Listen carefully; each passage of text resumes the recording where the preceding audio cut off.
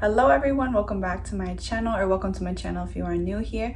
My name is Marissa. I make faith-based content here on YouTube, and you are watching Joy in the Morning podcast. Today's topic is going to be discussing the cost and the realities of gaining this whole world but forfeiting one thing that is actually very important. So let's get right on to today's video.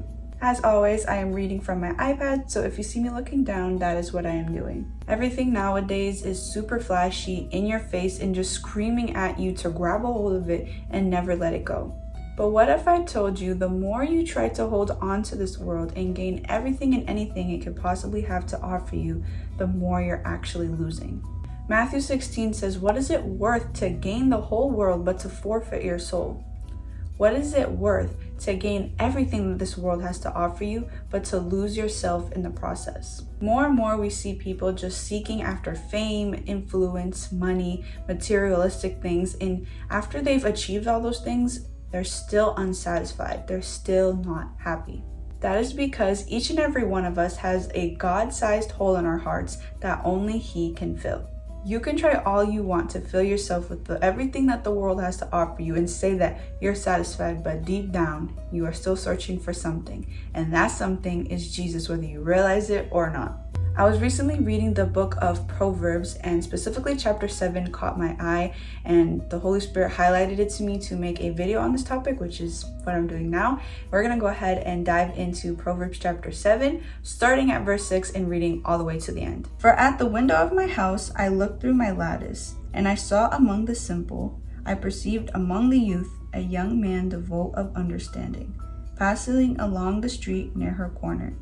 And he took the path to her house in the twilight, in the evening, in the black and dark night. And there a woman met him, with the attire of a harlot and a crafty heart. She was loud and rebellious, her feet would not stay at home. At times she was outside, at times in the open square, lurking at every corner. So she caught him and kissed him. With an impudent face she said to him, I have peace offerings with me. Today I have paid my vows. So I came out to meet you, diligently to seek your face, and I found you. I have spread my bed with tapestry, colored coverings of Egyptian linen. I have perfumed my bed with warm myrrh, aloes, and cinnamon. Come, let us take our fill of love until morning. Let us delight ourselves with love, for my husband is not home. He has gone on a long journey. He has taken a bag of money with him and will come home on the appointed date. With her enticing speech, she caused him to yield. With her flattering lips, she seduced him. Immediately he went after her, as an ox goes to the slaughter, or as a fool to the correction of the stocks, till an arrow struck his liver. As a bird hastens to the snare, he did not know it would cost his life. Now therefore listen to me, my children. Pay attention to the words of my mouth. Do not let your heart turn aside to her ways. Do not stray into her paths, for she has cast down many wounded, and all who were slain by her were strong men. Her house is the way to hell, descending to the chambers of death." So a little backing to the book of Proverbs for some who may not know. This book is written by King Solomon, who was filled with wisdom that the Lord had given him, and this is what the book is about, him writing about all of the wisdoms he has received. This story was talking about a woman being a harlot, going around the town and seducing young men to come and lie with her. And in the end, he found out that it was not even worth it, that he just did the worst thing ever. And we're going to be tying it into how it is similar to us taking everything that this world has to offer us, but forfeiting our soul.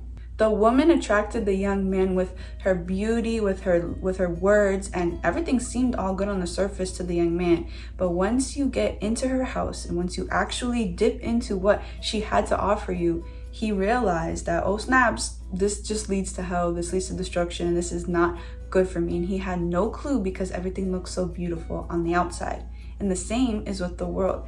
It seems all great to have all these beautiful houses and cars and money, which is great. The Lord wants us to prosper. The Lord wants us to have houses and cars and to be wealthy, but that should not be our main priority. Our main priority is the Lord. His word says to seek first the kingdom of God, and all these things will be added onto you. Those things that will be added onto you is your home, your vehicles, your wealth, and with those cars and houses and wealth, you should use it to glorify the Lord, not to fulfill yourself in vain worldly products.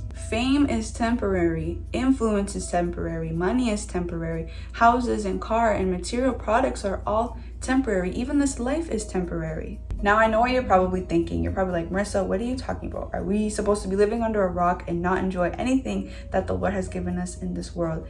That's not what I'm saying, as I just previously explained. But what I am saying is to focus on the Lord, not on having all these material products, because by you focusing on God, you will get all those products. And there is good news to putting your focus on the Lord rather than having all these material products. Like I said in the beginning of the video, everybody has a God-sized hole in their heart, and some are currently filling it with the things of this world. And the only person who can fulfill that hole and that void is Jesus, and he promises us everlasting life to those who believe in him. So if you're tired of trying to fill yourself with everything and anything this world has to offer you, go to Jesus. If you think you have accomplished your dream life but you still feel unfulfilled, go to Jesus. If you have nothing left, go to Jesus. If you feel like no matter how hard you try to achieve things in this world but it's just not good enough, go to Jesus. Jesus is waiting for you. He is ready and patiently waiting for you with open arms. But hear me and hear me well. The truth is we cannot and will never have everything figured out, but God does. We may say or think of ourselves to be a good person, but no one is good, only God. We may live a good life by being nice to others, maybe donating things to people, maybe treating people kindly, like the way we would want others to treat us, which that is biblical. It says in the Bible to treat others the way that we would want to be treated. But us alone, we cannot be good because we still have wickedness in our heart. We're still going to get angry at people. We're still going to maybe cuss at people. We're still going to do these different things. And that's just the wickedness in our heart. But Jesus is good, and Jesus can wash us clean of that and change the desires of our heart to no longer start being angry towards people, but to start loving people, to no longer start cussing at people and cursing at people, but to start blessing people. Jesus is good, and only through him can we be made righteous and good in the eyes of the Father. But God cannot make you righteous, and God cannot give you and show you all the beautiful and wonderful plans he has for your life if you don't surrender your life to him. If you think you can say you are a Christian and still live your life the way you want and do things how you want and be stuck in your own stubborn ways, that ain't how it works. That is not at all how it works. You gotta surrender everything to him, and surrendering doesn't mean giving up everything in your life, but it means to humble yourself to him, saying, Lord, whatever your will is for me, I want. And if it's to give up X, Y, and Z, I'm gonna give it up, not because you tell me so, but because I love you and because you are good and you are kind and you have great plans for me and you paid the price for my sins. Romans chapter 12 verses 1 through 2 in the AMP version explain this very well. So let's go take a look at that passage. Therefore, I urge you, brothers and sisters, by the mercies of God, to present your bodies, dedicating all of yourselves set apart as a living sacrifice, holy and well-pleasing to God, which is your rational, logical, intelligent act of worship. And do not be conformed to this world any longer with its superficial values and customs, but be transformed and progressively changed as you mature spiritually by the renewing of your mind, focusing on godly values and ethical attitudes, so that you may prove for yourselves what the will of God is, that which is good and acceptable and perfect in his plan and purpose for you. So even when you first come to Christ, don't be fooled into thinking you're now perfect or you have to act a certain way in order to be Christian.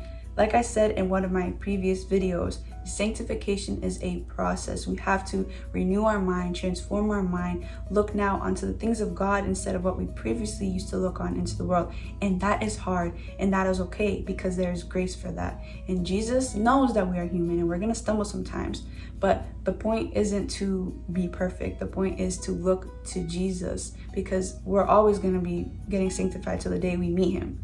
And the point is that though we may stumble, he will get us right back up. And though we may still stumble sometime again, we're not righteous in what we do or do not do. We are made righteous through Christ and our faith in him alone. So my question is to you, are you ready to let him into your life?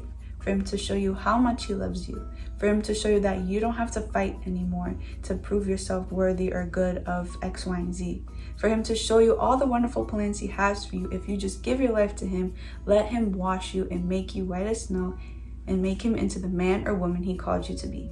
Well, that is it for this week's video. I hope you guys enjoyed. I pray it edified you guys, and maybe it even helped some people who are considering going back into the world, and just reminding you and encouraging you that Jesus is far better than anything this world has to offer you. God bless you guys. I love you all, and I'll see you in my next one. Bye.